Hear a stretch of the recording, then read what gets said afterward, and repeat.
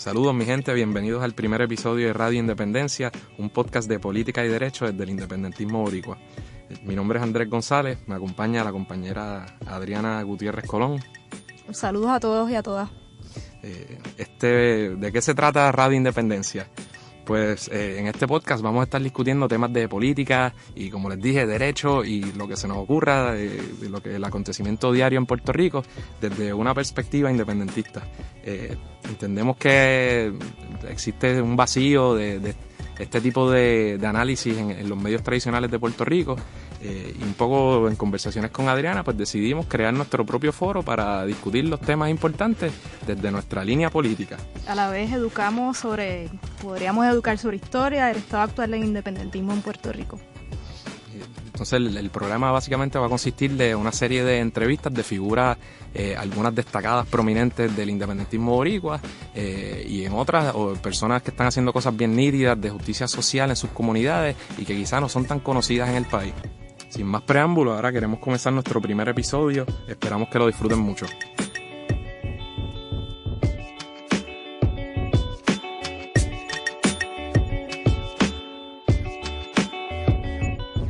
Está con nosotros ahora para nuestra primera entrevista la licenciada María Lourdes Santiago, vicepresidenta del Partido Independentista puertorriqueño y actual comisionada electoral. Saludos y gracias por estar con nosotros en esta primera entrevista.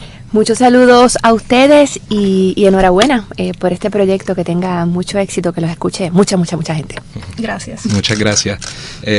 Quiero comenzar con la pregunta quizás más importante que le vaya a hacer de todas las que tengo, y es que en los pasillos capitalinos se rumora que usted hace los mejores besitos de coco de todo Puerto Rico y no hay evidencia de ello aquí en el estudio, así que... Eso es un problema. Bueno, si la evidencia no ha llegado a ustedes a través de gente que conocemos, pues no me echen la culpa a mí, pero uno de mis pasatiempos, a mí me gusta mucho cocinar.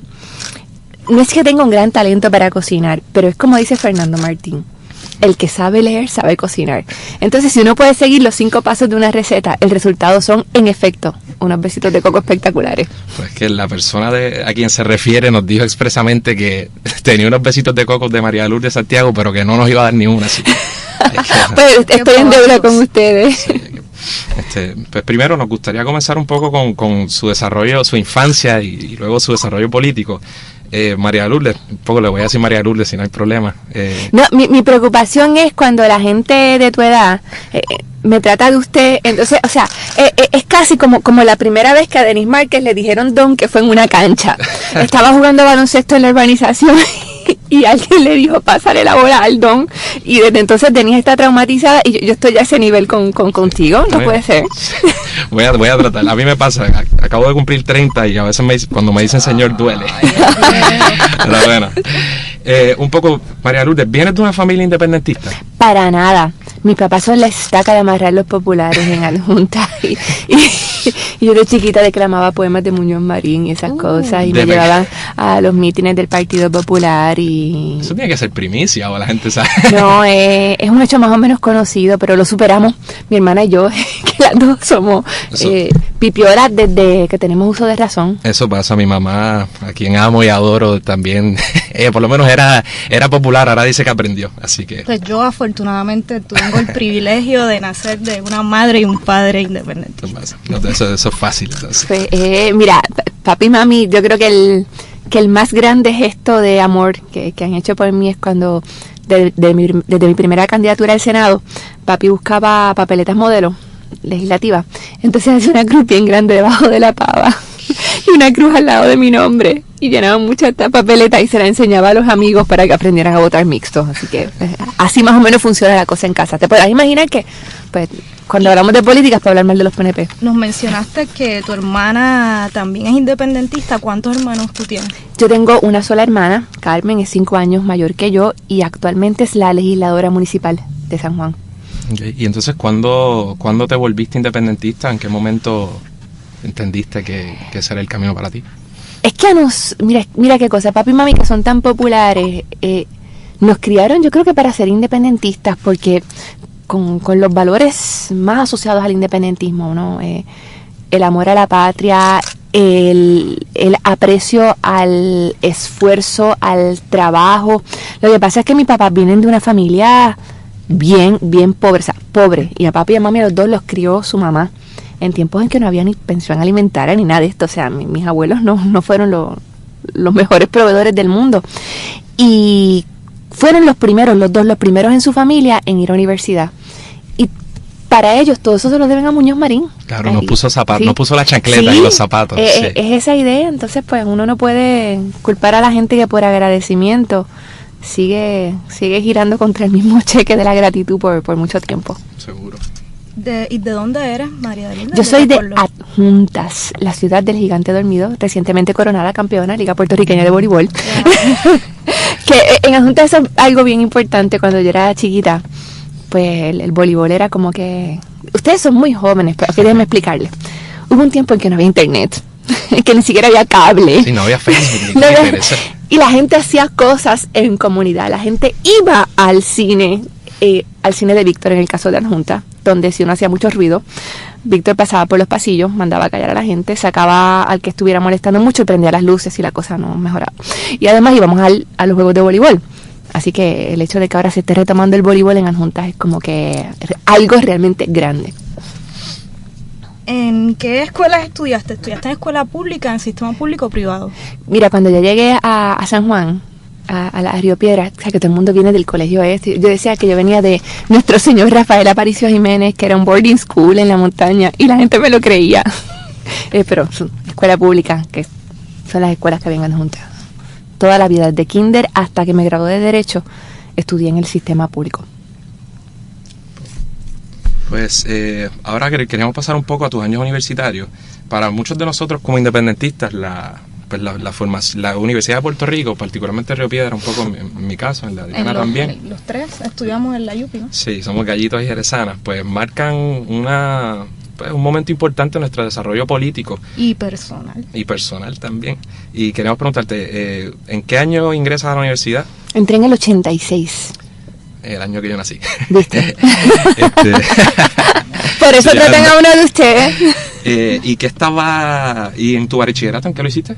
En teatro. Soy graduada del Departamento de Drama de la Universidad de Puerto Rico, pero como no tenía talento me hice abogada. ¿No tenías aspiraciones de quedarte? ¿Fue algo como...? Mira, era muy mala actriz, pero mala no empieza a describirlo, realmente era fatal.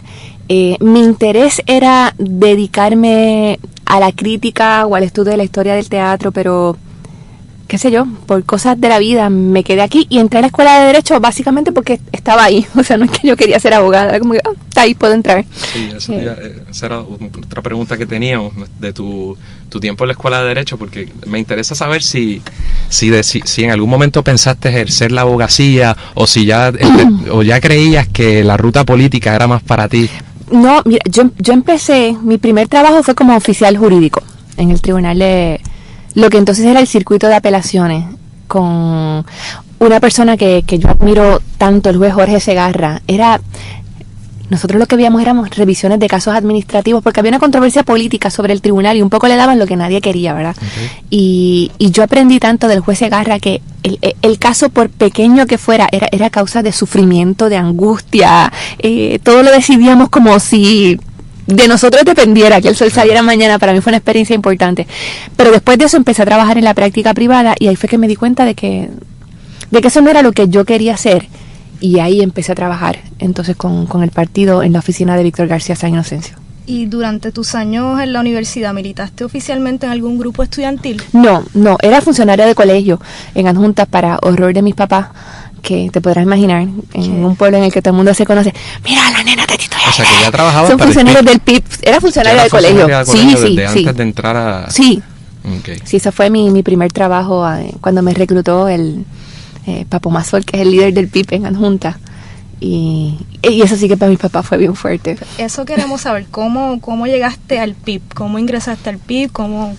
Cuéntanos. Mira, yo tenía muchos amigos independentistas en la universidad, gente que militaba, y de hecho era muy amiga de Manuel Rodríguez Orellana, y cuando decidí que no quería seguir en la práctica privada, dije, Manuel, caramba, no habrá forma de que ver si en el partido, y él me refirió, yo había sido discípula de Rubén, además en la universidad, Rubén me dio Derecho y Cambio Social, donde había que contestar preguntas como...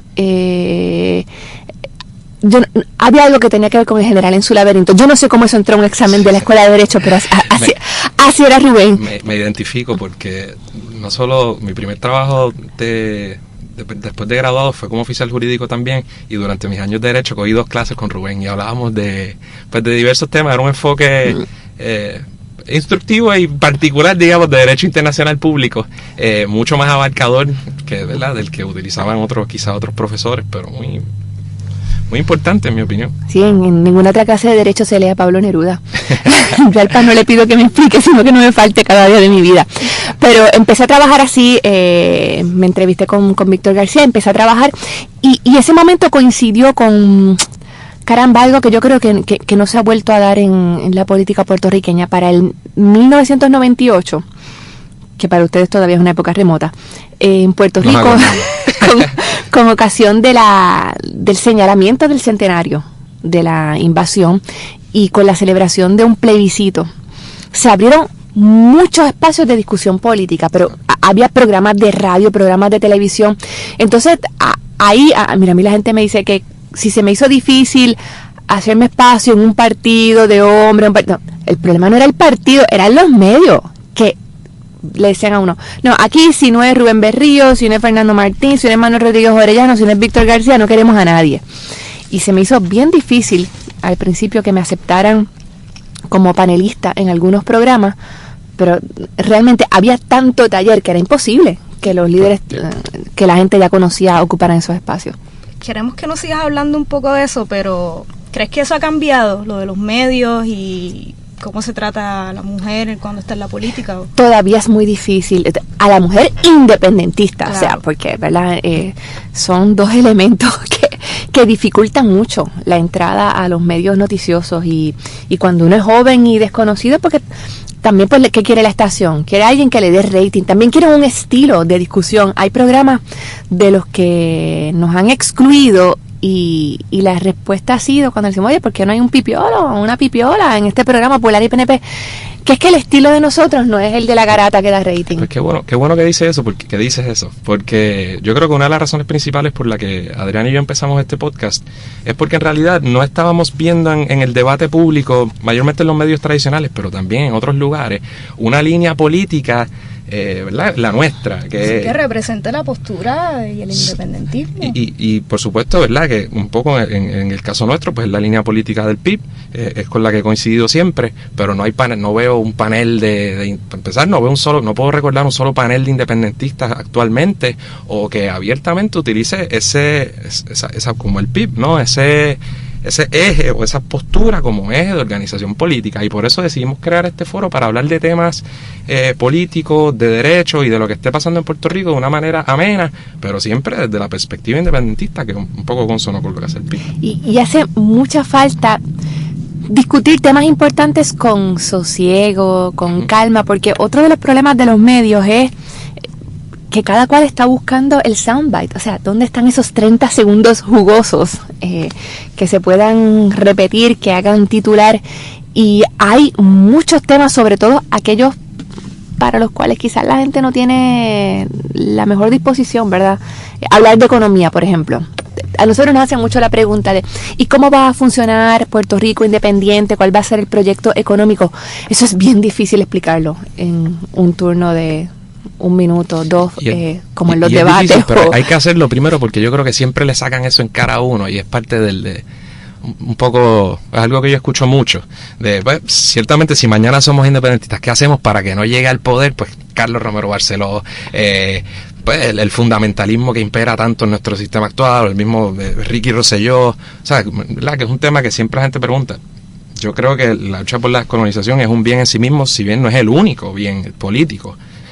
Además, mira, te voy a decir algo que a mí me parece esencial sobre ese tema. En Puerto Rico, como estamos alineados según la preferencia para el futuro político del país, eso impide congregaciones de fuerzas a partir de otras cosas que son bien importantes. Hay mucha gente, y pues yo trabajé mucho tiempo en la legislatura como asesora y como senadora. Hay mucha gente que coincide con nuestros puntos de vista, qué sé yo, en educación especial o en el tema contributivo. Hay mucha gente que creen que aquí hay que proteger, hablar de un tema que ha estado en estos días, a las farmacias de la comunidad que están desapareciendo, y nosotros trabajamos bien de cerca con ellos. Pero ¿qué pasa?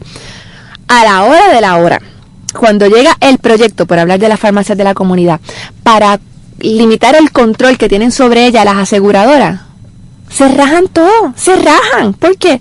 Porque terminan cediendo al poder del caucus, ¿verdad? Es la ortopedia, la torcedura de brazos del caucus.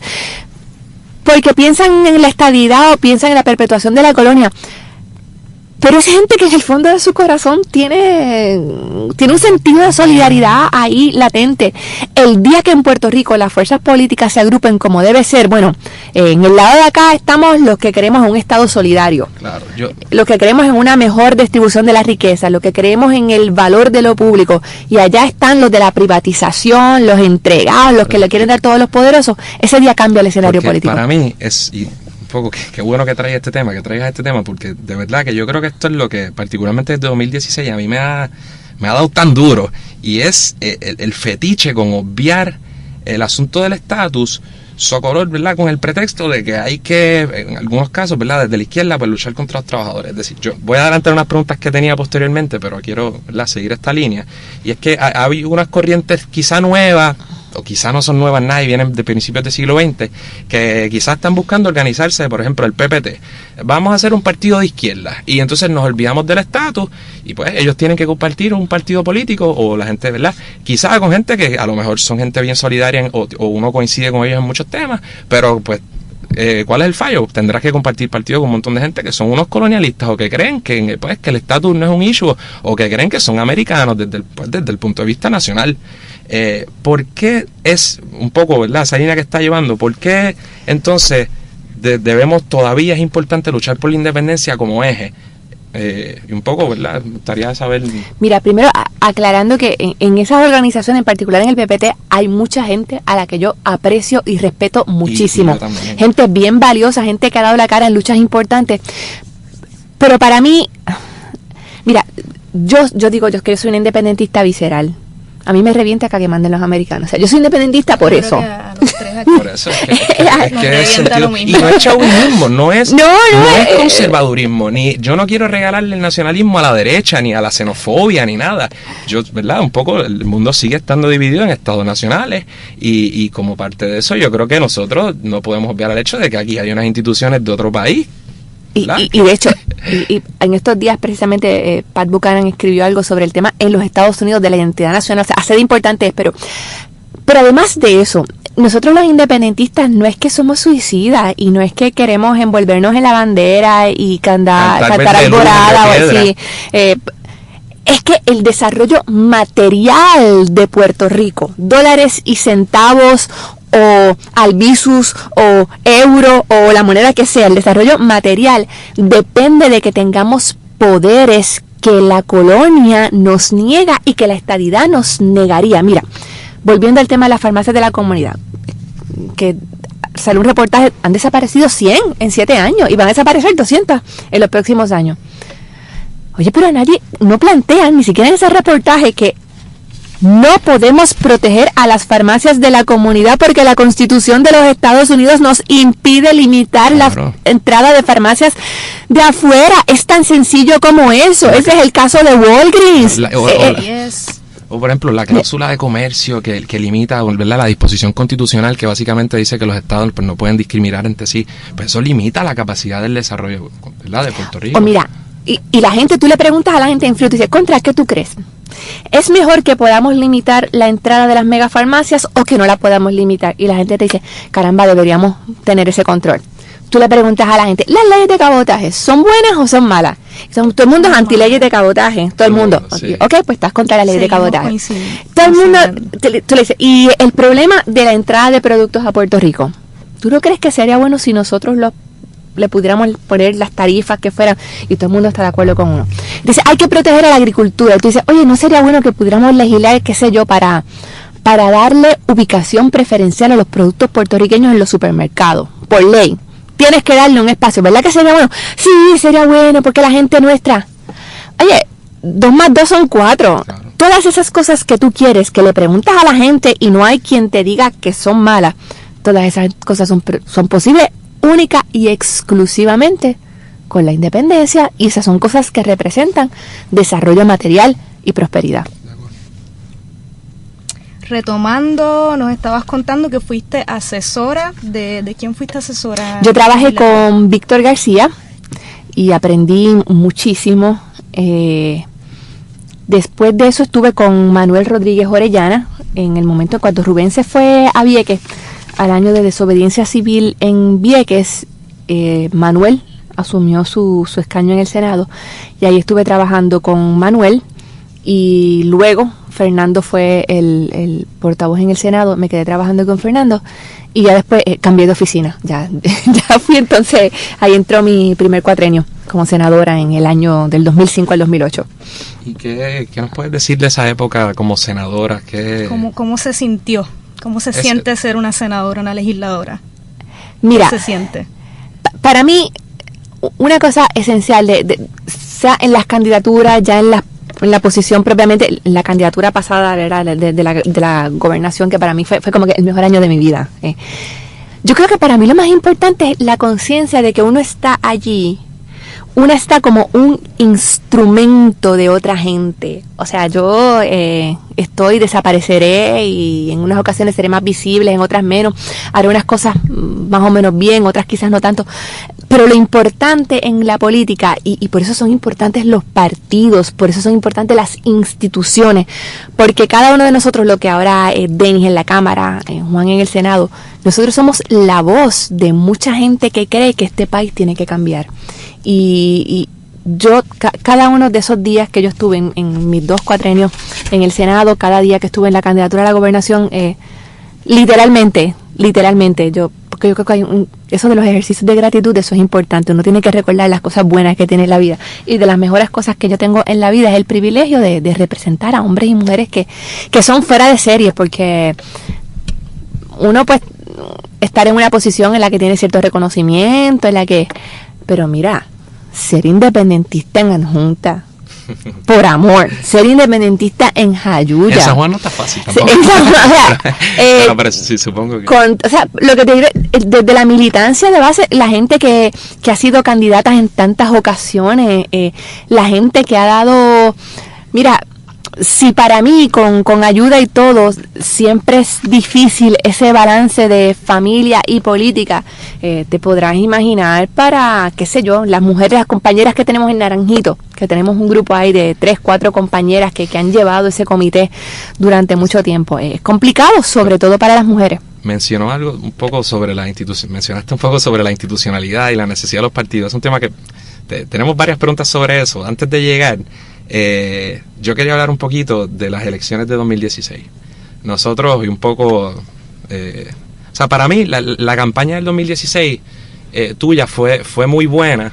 Yo creo que yo por muchos años, siendo independentista siempre y muy afín con el PIB, sí, digamos que he mantenido un oído, ¿verdad? La UP un poco le da ese énfasis, de nuevo, volviendo a la izquierda sobre algunos otros puntos. Y a mí de verdad me gustó mucho tu campaña, al punto que dije como que, mano, yo analizaba, tú haces una lista y tú dices, bueno, pues una mujer, un poco yendo quizá por el listado clichoso de la izquierda, ¿verdad? Que es la que de donde yo me identifico, y tú dices, una mujer cuyas posturas son probadas, ¿verdad? Progresistas, con experiencia, no vendiendo un caudillismo, y de eso hablamos ahorita, del caudillismo y de las nuevas figuras, abiertamente independentista, a quien nadie puede acusar de, por supuesto, meloneo, culipandeo ni nada. Y llegó el resultado. Y lo último, antes de dejarla hablar, una campaña que parecía haber aglutinado a todo el independentismo organizado, porque si bien hay gente que piensa distinto y tiene perfecto derecho, las instituciones independentistas en este país lograron ponerse detrás de su candidatura, y yo creo que reconociendo que el 2016 fue un año particular y que ante un candidato que yo, ¿verdad?, respeto mucho a alguien, por ejemplo, como Rafael Bernabe y demás, dijeron, mira, esta ciertamente es la línea política que nosotros debemos apoyar, y aún así, pues, el resultado fue el que fue. O sea, debe ser frustrante. ¿Qué nos puede decir de esa situación? Yo no sé si tanto como frustrante. Yo estoy un poco a prueba de frustraciones. Primero porque no hay Con ser independentista eso pasa. y porque yo estoy tan consciente de que yo hice todo lo que estaba en mi poder hacer. Yo puedo decir con mucho orgullo que yo creo que ningún candidato recientemente había hecho una campaña como la que yo hice. A mí un poco lo de los muchachos Juan y Denis y me bromean porque a mí me encanta la campaña de la calle. O sea, lo mío, yo veo un semáforo y a mí se me agita el corazón porque quiero empezar a repartir propaganda. A mí me gusta la cosa de caminar, el sol, la gente, y creo que tuve buenos debates. Todavía la gente se acuerda de lo del vaso de agua. Lo del talk, sí, a la Junta ni un vaso de agua. Y lo del talk live de los independientes. Entonces, eso estuvo, qué sé yo, hubo un par de cosas que estuvieron chévere en la campaña. Pero mira, esto es un país bien complicado, bien complejo. Y si bien yo no obtuve los votos que habrían sido necesarios para la inscripción, que era, ¿verdad?, la meta electoral de la candidatura a la gobernación, yo sé que mi trabajo ayudó a otras candidaturas. Que reforzó la necesidad de que, ¿verdad?, que la gente entendiera lo importante que era que estuviéramos en Cámara y Senado. ¿Cuántos legisladores municipales tiene el PIB actualmente? Más 73. Mira, para mí que Denis llegara, además de que yo a Denis lo quiero como un hermano porque de verdad las hemos pasado malas y buenas juntos, y que Denis llegara a la Cámara, o sea, para mí ese día llegó bien.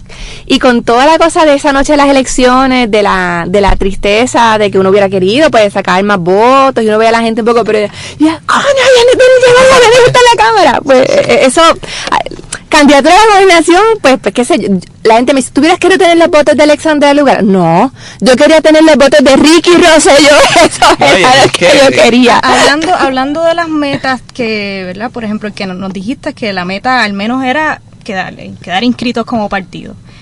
Yo no sé si esto es una pregunta tonta, pero yo he pensado, ¿por qué, no sé si el PIB lo ha considerado o no, pero por qué no considerar postular a uno de los candidatos o candidatas como tú, más prominentes del partido, a una candidatura por la alcaldía de algún municipio? En un momento se hizo, Fernando Martín. Y Fernando Martín fue candidato. Con Fernando hemos hecho 2 experimentos. Fernando fue candidato a la alcaldía de San Juan y salió bien, pero obviamente no ganó. Y además lo postulamos como único candidato al Senado por ese distrito para ver si agrupábamos ¿verdad?, la voluntad de la gente, la disposición de la gente de tener legisladores del PIB. Y hemos tenido en otros pueblos excelentes candidatos. Yo creo que el candidato a la alcaldía que más votos ha sacado fue el doctor Pedro Castén en Ponce. Eso fue para los 80, principios de los 90, y sacó como el 22%. Pero mira, ¿sabes qué? Mira cómo funciona lo de los votos. Mientras más cerca de la gente, más difícil, cuando quiero decir más cerca, más local la posición, más difícil se le hace a la gente votar independentista. Porque ahí es que está la presión, en la alcaldía es que está el trabajo. En la alcaldía es que está el servicio. Se reparten los contratos, los empleos. Ahí es donde es más tú a tú. Mira, y esto, cuando la primera vez que fui funcionaria de colegio en adjunta, imagínate, yo nunca había estado en un colegio y está este señor PNP en adjunta que todo el mundo lo conoce. Y entraba una persona y me decía, este voto es tuyo. Entraba otra, este vota por los legisladores tuyos. Este es mío, este es popular, este... Y él iba haciendo su tali. ¿Tú puedes creer que el cuadro del colegio dio casi al chavo? ¡Casi al chavo! Te ponen en el colegio y funciona. Y ese es el pase de lista, o sea, para el que diga que no hay presión. Entonces, pues es más difícil que en los municipios se dé esa identificación de la gente. Hablando de... Aunque la idea... la idea de mudarnos todos para Culebra y quedarnos con Culebra es tentadora, pero es porque nos gusta mucho la playa. El día que decidamos tomar algún lugar tiene que ser Culebra. Hablando de pases de lista, actualmente eres comisionada electoral del PIB. Queremos que nos cuentes un poco de cuál es tu trabajo en la Comisión Estatal de Elecciones, cuáles son tus funciones como comisionada. Bueno, en este momento pelear un montón. Claro, eso. Pelear un montón. La senadora Mira. está caliente. Mira cómo ocurre esto de mi llegada a la comisión. Nosotros estuvimos trabajando bien duro en la inscripción. De nuevo, como a mí me gusta mucho la calle, yo de verdad trabajé en la inscripción de tirarme a los pueblos y con la gente. Llegamos a la comisión en el momento en que estaba la ley original, la ley 7 del plebiscito, con la intención de participar. Seguro. Así que yo llego y ¿cuál yo pienso que va a ser mi función? Empezar a buscar los funcionarios de colegio, trabajar en la reglamentación y los procesos de cara al plebiscito, y ahí se nos raja el PNP. Fue una decepción, o sea, el PNP, el gobierno se comió la mierda en cuanto al plebiscito. O sea, es algo que nosotros, yo personalmente tenía mucho y conocía independentistas pipiolos que estaban dispuestos y que querían participar y que tenían hasta estrategias para hacer campañas, y de repente pasa esto. O sea, ¿era una decepción? ¿O qué? Mira, nosotros nos quedamos con miles de hojas sueltas que vota por la independencia. Ya yo había empezado a hacer mi famosa campaña de los semáforos, yo empecé a distribuir hojas, teníamos cosas en internet, teníamos pasquines, o sea, ya nosotros teníamos todo cuadrado. Y me acuerdo, yo estaba dando una conferencia sobre el tema de la independencia en la Universidad de Amherst y el Jueves Santo. Como esa gente no cree en nada. El Jueves Santo y Viernes Santo había trabajo. Y recuerdo que el Jueves Santo recibimos a través del Twitter del gobernador, es que llega la noticia de que el Departamento de Justicia quiere que se incluya el actual estatus. Y que dice, es inaceptable. Yo por si acaso tengo el screenshot porque decía, se nos va a rajar, deja sacarle una foto a antes de que eche para atrás. Oye, y duró 3 horas y 40 minutos. 3 horas y 40 minutos. Y mira cómo son las cosas. Mami decía que Dios castiga sin fuerza y sin vara. Aceptaron el Departamento de Justicia. ¿Para qué?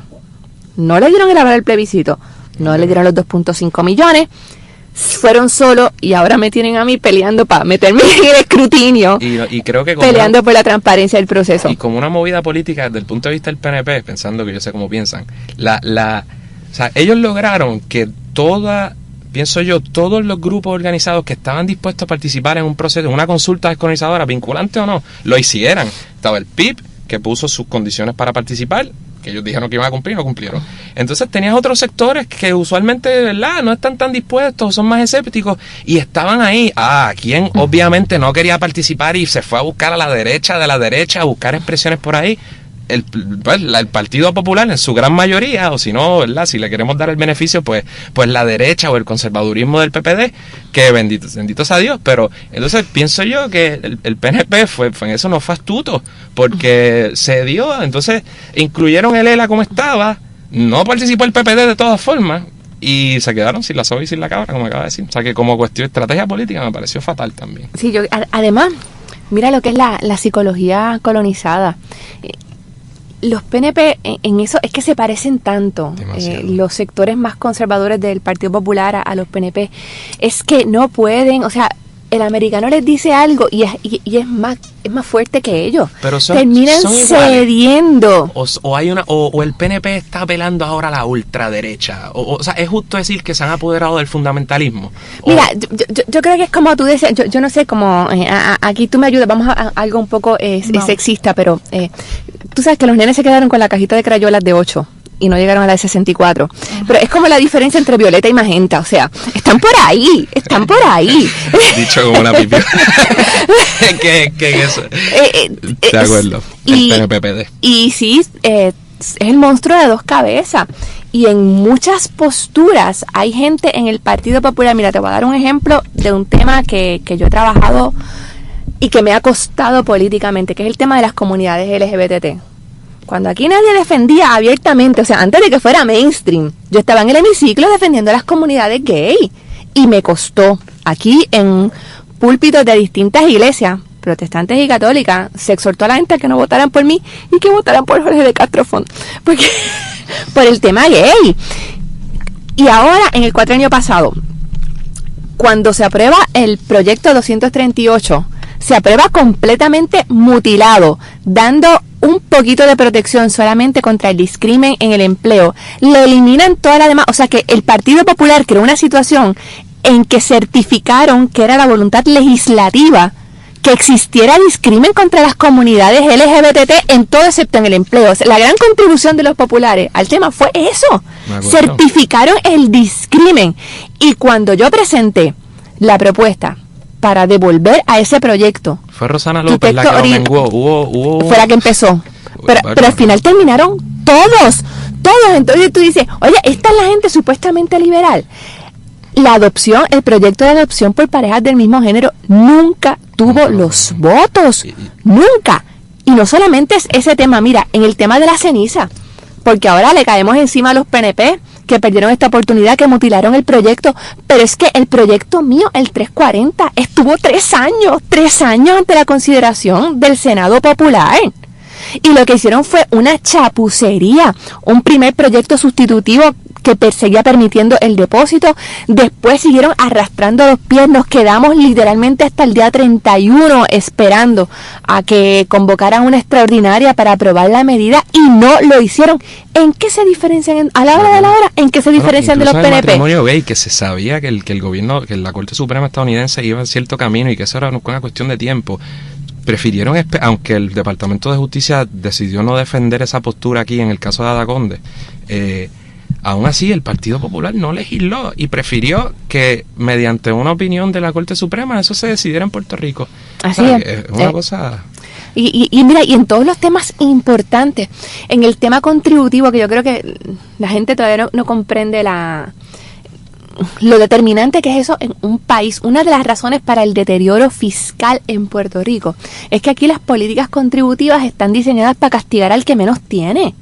¿Y cuál es la diferencia? Mira, si el primer IBU se aprobó con el gobierno compartido. Sí, bueno, y con la cosa rara, lo de la firma de José Aponte, que él firmó por error y entró bajo el gobierno, qué cosa más absurda. Y una trastada que se hizo, ese fue mi primer cuatrenio, y ese trámite de Cámara a Senado del proyecto del IBU fue una cosa bien sospechosa. Es que estaban confabulados, o sea, a la hora de la hora es lo mismo. Lo que pasa es que la gente percibe a los populares como que pueden comer con cuchillo y tenedor. El cannabis medicinal no lo pudieron aprobar tampoco, teniendo mayoría en ambas cámaras y un gobernador, y tuvo que venir el Partido No Progresista. Claro, ahora se oponen y dicen que esto y lo otro, pero que está duro, porque si esos no son los temas, aparte del estatus, en que supuestamente ellos son, ¿verdad?, la opción liberal, pues...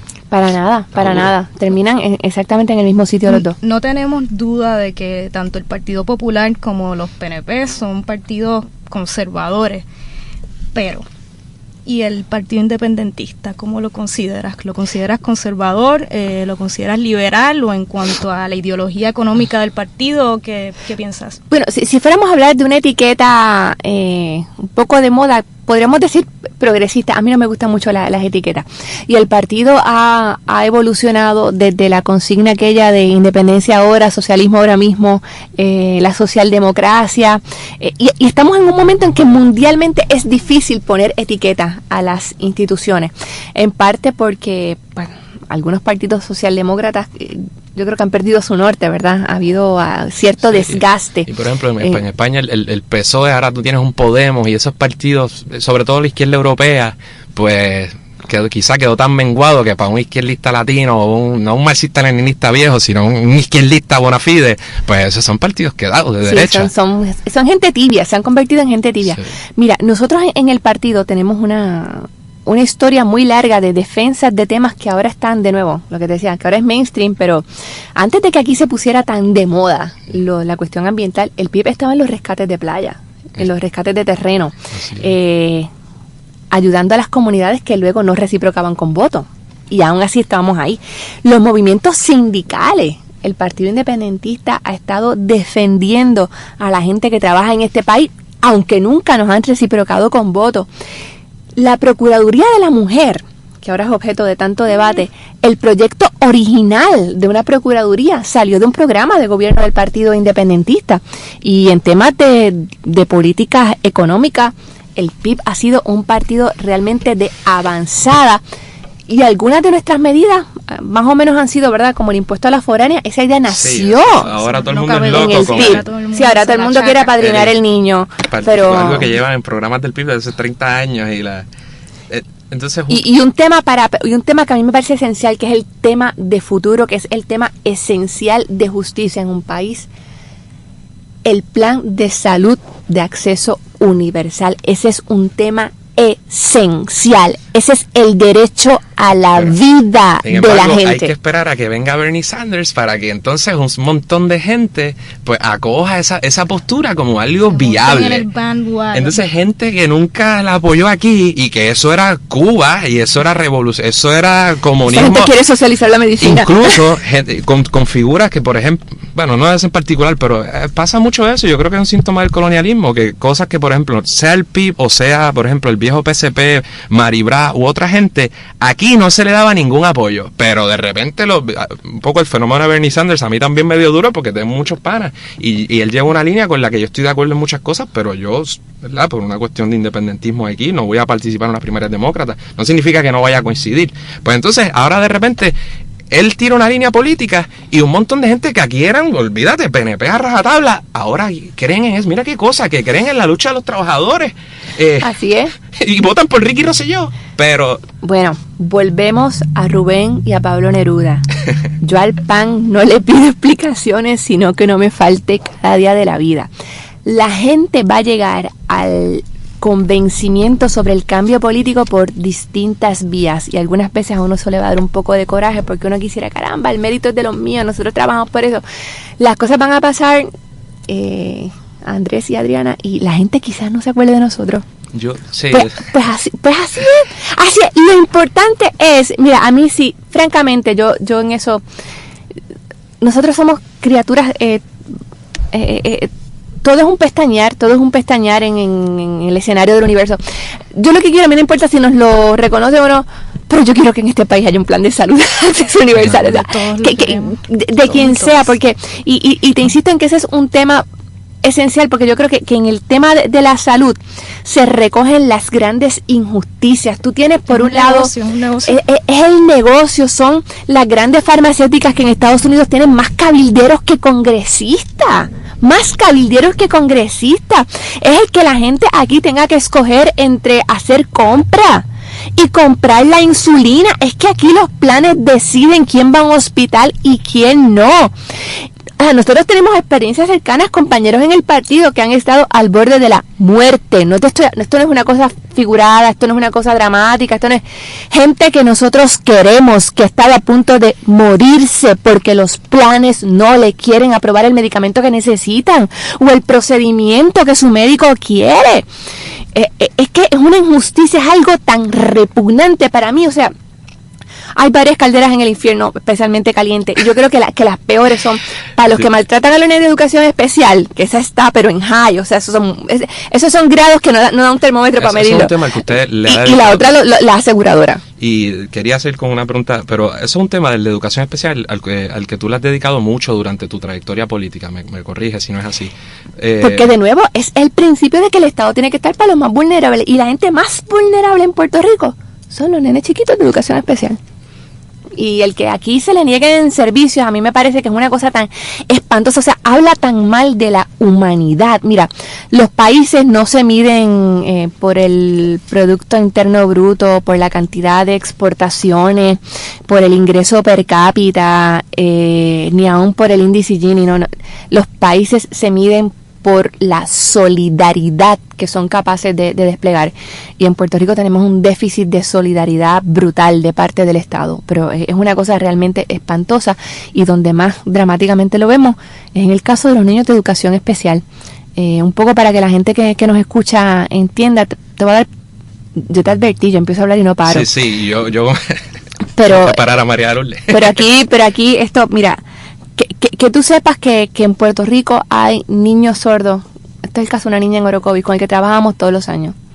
La nena está en 2º grado, es sorda. la nena va a ser sorda en tercer grado. Pues si va a ser sorda, necesitamos un intérprete en segundo grado. No es posible tenerle intérprete en agosto cuando empiecen las clases. O sea, yo no te estoy hablando de reinventar la rueda. Yo he hablado, así como estoy hablando con ustedes, con jóvenes que están en salón contenido, que se supone que esté reservado para los casos de enormes privaciones, los diagnósticos bien comprometidos. Jóvenes de 14, 15, 16 años que están cogiendo álgebra en 9º grado y están en salón contenido y no pueden entrar a una escuela vocacional porque el departamento no los quiere sacar del salón contenido y no les puede dar nota ni promoción de grado. Son cosas espantosas. En vista pública, yo escuchaba a la secretaria de Educación, creo que se pronuncia Julia Kelleher, hablar un poco de la cantidad o del porcentaje de niños del sistema público de educación que estaban en educación especial. Era una cifra que algo como un 60%. 39%. Era una cifra que sonaba bastante alta. Pero puede variar dependiendo de la composición en esa comunidad. Hay salones en que más de la mitad son niños de educación especial. Sí, exactamente. Y es un número altísimo, y aunque se ha cuestionado la sabiduría, la adecuacidad de esos diagnósticos, de que no están aprendiendo como deben aprender. Pero ahí te digo yo, otro día hacemos un programa de mi visión de la educación, claro. Porque el problema no es solamente educación especial, el problema es que el sistema no vale 2 centavos. Nosotros, ¿verdad? Como jóvenes, menos Andrés, que tiene 30 años y ya se considera viejo. Ese que tengo una nena y ahora pues envejecí 20 años en 3 meses. Pues como jóvenes independentistas, pues creo que nosotros y muchos independentistas ¿verdad? que no necesariamente son pipiolos, nos tenemos una preocupación bien grande, y es el fraccionamiento de la izquierda en Puerto Rico. ¿A qué crees que se debe, o crees que hay alguna posibilidad de reconciliar nuestras diferencias o las diferencias que existan?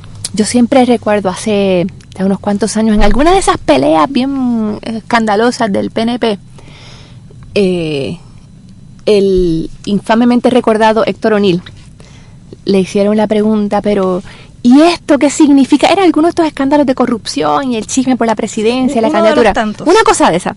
Y alguien le preguntó, pero alcalde, ¿y esto qué representa de cara a las elecciones? Y el tipo mira la cámara, se ríe y dice, al final el PNP siempre se une. No me diga, pues claro que se unen. Se unen porque es la perspectiva del poder, de la repartición, es la jauja. Es cuánto te toca a ti, cuánto le toca al otro. Entonces, es esa pega, ¿verdad? Que no es algo realmente honroso. Funciona en el PPD y en el PNP. La gente que está en el independentismo, estamos en esto por amor. Y con un detallito que uno no puede olvidar nunca. Peleando contra el imperio más poderoso que ha conocido la raza humana. Casi nada. El imperio más poderoso que ha conocido la humanidad. Contra eso estamos nosotros.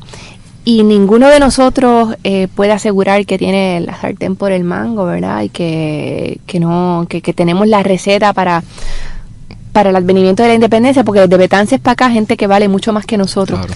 Se estaba haciendo esa misma pregunta. Lo que sí les puedo garantizar son dos cosas.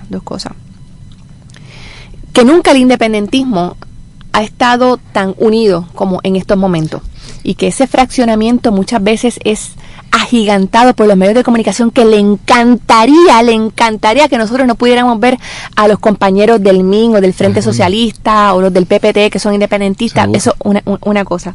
Y lo otro que te puedo asegurar es que entre compañeros independentistas nunca en los momentos más tensos nos hemos dicho una fracción de las cosas que yo escuchaba todos los días en el hemiciclo, de populares contra populares y de PNP contra PNP, que empiezan de perro muerto para abajo. Y poniéndolo a nivel quizá internacional, no voy a decir su nombre, pero una vez un líder prominente, yo le traje esta misma preocupación, yo hace muchos años, y me dijo, bueno, por lo menos no nos hemos matado como ha pasado en otros países. También. O sea que aunque ciertamente hay mucho que mejorar, quizás, ¿verdad? Viéndola en macro, la fracción no ha sido tanta como otros lugares.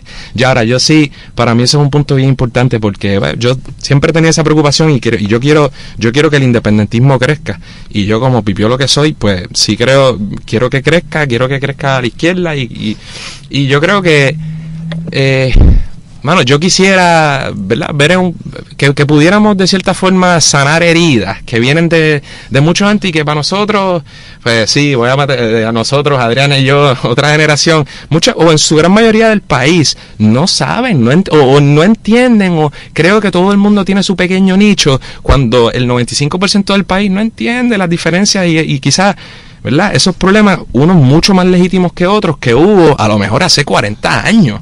¿Verdad? Y qué sé yo siempre mantengo esa esperanza de que podamos, por lo menos ¿verdad?, que reconozcamos que en ciertos puntos de la historia, como yo pensaría después de 2016, con una Junta de Control Fiscal, un Promesa y un Sánchez Valle, pudiéramos llegar a cierto, ¿verdad?, cierto entendido. Yo creo que eso se logró en buena medida con mi candidatura. Y yo conté con el apoyo de gente de distintas organizaciones. Mira, y aún personas que no participan del proceso electoral. Oye, yo tuve el privilegio que hasta Oscar López escribió desde la cárcel que debían votar por mí.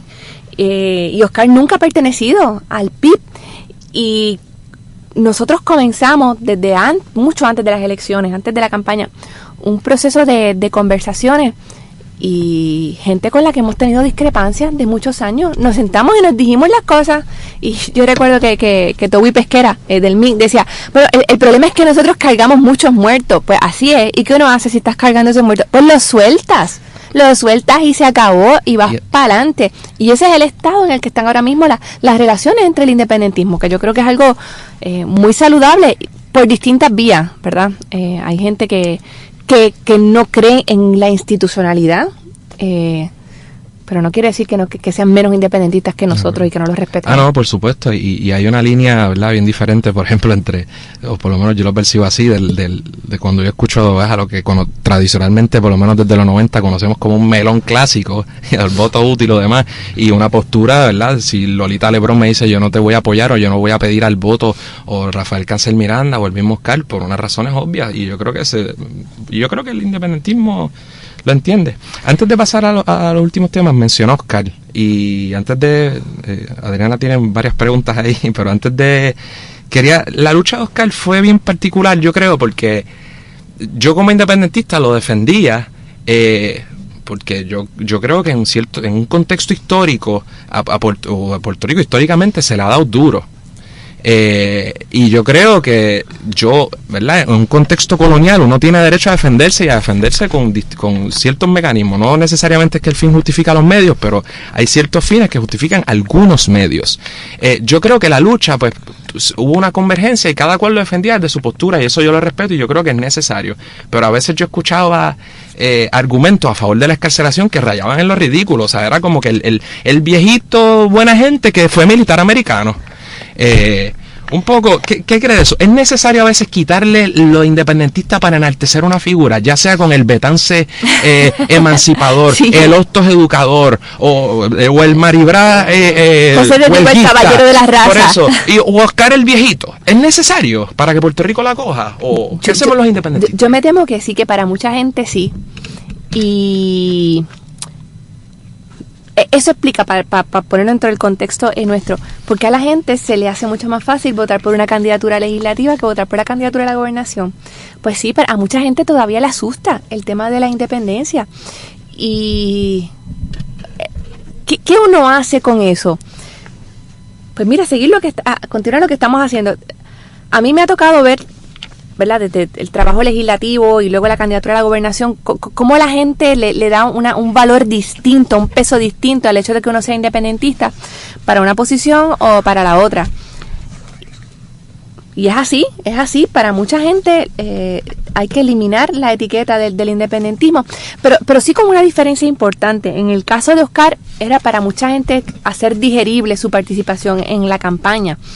En el caso de figuras históricas, como Betance, como de Diego, es porque piensan como Hostos, es porque al negarle el independentismo en los textos oficiales, se le niega a las generaciones más jóvenes reconocer en esas figuras lo que son las aspiraciones superiores de la humanidad y verlas identificados con el independentismo. quitarle ese legado heroico. De la misma manera, aquello a lo que tú no le puedes despegar el independentismo, pues eso lo borran, como la Revolución Nacionalista. Claro. O como la figura de Gilberto Concepción de Gracia, cuyo aniversario celebramos este pasado domingo. Ahorita, antes hablamos de Luis Muñoz Marín y que nos puso zapatos, digo, a nosotros no, a nuestros abuelos, supuestamente. Esa visión romántica del Estado Libre Asociado, ¿crees que la hemos superado o todavía hay gente que... Bueno, hay una gente que creen ella? Hernández Colón. Que van a celebrarlo en Morovi, van para Morovi el 25. No, aquí voy a citar el velatorio, me lo estoy copiando de Rubén Sánchez, pero hablo que iban a hacer un velatorio. Porque este es Juana la Loca, pero full, es duro. Es una cosa... Como una junta y promesa. Está todo lo peor, todo lo peor del ELA. Está la junta, está el desastre económico. Esto es después de Sánchez Valle. Lo que te demuestra... Sánchez Valle, mano. Que el colonialismo es un problema psicológico. Es un problema psicológico como... Pues, qué sé yo, hay gente que se cree que es Juana de Arco. Hay gente que comete delitos horribles, hay gente que alucina, hay gente que piensa que él es bueno, o sea, estamos en esa categoría. ¿Cómo? En el DSM, cuando aprueben el DSM-6, tienen que es el libro de los diagnósticos psiquiátricos, pues le incluirán un acápite particular para los populares que creen que él es bueno. ¿Y cómo sanamos esa locura? No hemos hallado un psiquiatra. Incluso porque uno pensaría que la realidad debería ser un buen antídoto. Yo creo que el 2016 debía ser, yo pienso que es un año crucial y quizás en largo plazo, si alguna vez escribimos los libros de historia, es un año importante y que yo pensaría que mano, o sea, con lo que dijo Sánchez Valle, yo recuerdo un mes antes de Sánchez Valle, yo hablando con populares duchos, inteligentes, abogados, que decían que él era soberano y que consentimos y que se comían la línea idéntica a la del 52. Y pues yo pensaría que Sánchez Valle, que la imposición de una junta y demás, cambiarían eso. Pero porque además es en inglés, entonces a ver si a lo mejor eso les impresionaba. El independentismo llevaba 60 años, o desde Lela, ¿verdad? 60 años diciéndolo, pero necesitaban que lo dijera una institución norteamericana para darse cuenta de que era así. Y es un chiste, pero... Por favor, terminemos en una nota más alegre. No, esto es muy horrible, no podemos acabar. Pero digan algo chévere, porque es que ahí estaban buscando los papeles. A ver, después del bajón de Lela. Okay, tenemos aquí un bono. Vamos al bono. ¿Qué hace María de Lourdes Santiago en su tiempo libre? Trato de cocinar, como les decía. Un risotto, me dicen que hace. Mi especialidad es el risotto. Hago de los mejores risotos del mundo. Pero voy a decir que eso no es boricua, que ella tiene que ser una nacionalista, arcaica, anquilosada. ¿Cómo va a ser risotto? Digo, que eso es. No, hago risotto porque no sé hacer alcapurrias, que es por lo que realmente late mi corazón. Tenemos que andar con... Yo tengo, o sea, mi pasión por la fritura. O sea, no, para. Pero eso es todo hearsay. Yo soy. Porque no hemos tenido evidencia al respecto. Pero la razón por la cual hago risotto en alcapurria es porque risotto es mucho más fácil. Y algún choca por ahí dijo que tenía 2 pies izquierdos. Yo no Mira, sé. No, es una incapacidad neurológica. No puedo bailar. O sea, no puedo bailar. Una vez yo fui a un programa en el Canal 4. Lo sufre todavía. Y me hicieron bailar. Algo así como Dancing with the Stars. No, era una cosa así como que la despedida, como que... Mira, cuando salgo, tengo varios textos advirtiéndome de los miles de votos que acabamos de perder. Yo creo que de esa no nos hemos recuperado. O sea, el descenso, si les preguntan a alguien, ¿cuándo comenzó el descenso del PIB? El día que María de Lourdes bailó en Guapa TV. Ese día empezó todo. Y María de Lourdes, si Puerto Rico no fuera una colonia, ¿a qué te habrías dedicado? Tú sabes que yo siempre he querido ser maestra. Yo también. Maestra de escuela superior. A mí me gustaría ser maestra de escuela superior. Yo también siempre he querido ser maestra. Mira, ¿dónde estamos? Abogada. Bueno, ¿quién sabe? ¿Quién sabe? Sí. ¿Quién sabe? Cuando llegue la república, pues, eso está a la vuelta de la esquina. Así que... Pero creo de verdad, digo, mi mamá fue maestra. Y yo creo que es la profesión más hermosa. Es la profesión del magisterio. Importante. Y deberíamos pagarles mejor en lugar de tratar de disuadir esa gran fuga que estamos teniendo. Pagarles mejor, tener grupos manejables, donde los niños con diversidad funcional pudieran ser atendidos con dignidad, respeto a la autonomía del maestro, mejor preparación, educación continua, un sistema educativo que no dependa de la idea de que las escuelas son para crear obreros de fábrica. Pero, como dijimos, eso va para otro programa. Sin educación no hay república, ni colonia, ni nada que valga. Pues esto yo creo que ha sido todo una tremenda experiencia, nuestra primera entrevista aquí en Radio Independencia. Rompiendo el hielo. Rompiendo el hielo. Ay, de verdad que los felicito, porque cuando me comentaron de la iniciativa de ustedes, me estuvo de verdad una cosa súper chévere. Yo creo que el independentismo tiene que hacer más uso de las herramientas del siglo XXI y que la gente joven como ustedes tiene una voz que tiene que ser escuchada, así que estoy súper contenta de que me haya tocado el privilegio, sufre Denis, de que yo fuera de representante la primera aquí. Denis Márquez Lebrón, hablaremos posteriormente, que es nuestro jefe. Y saludos, Denis, sí, y el que se puso los besitos de coco. He dicho el nombre yo no iba a hablarle, no, espérate, no hay cuestiones de autor aquí, puedo decir esa frase, no sé, pues no quería tirarlo al medio, pero sí, fue Denis Márquez, que se comió todos los besitos de coco y Pascu es mi jefe, me tuve que quedar callado. Pues nada, muchas gracias a María Lourdes Santiago, comisionada electoral y vicepresidenta del Partido Independentista. Muchas gracias por estar con nosotros. Muchas gracias a ustedes y a los que nos han escuchado. Gracias.